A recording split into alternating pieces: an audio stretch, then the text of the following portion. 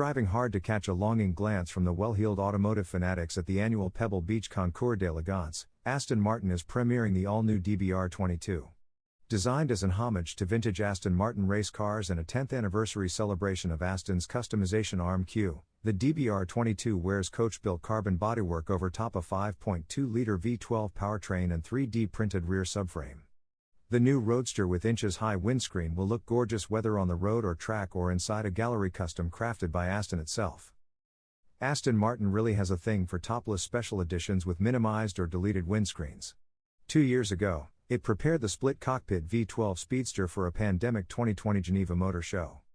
And that car itself was derived from the even airier 2013 CC100 Speedster one-off. Like those two previous projects, the DBR22 is inspired by Aston's legendary open-cockpit race cars, including the Le Mans winning DBR1, the most important Aston Martin ever produced, and its predecessor, the DBS.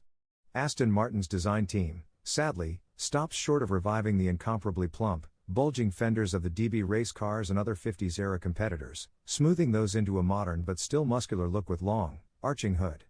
Compare the DBR22 to a production Aston Martin like the DBS, and you'll notice the subtle but defined extra bulging around the front fenders, flowing back from the more rounded headlamps.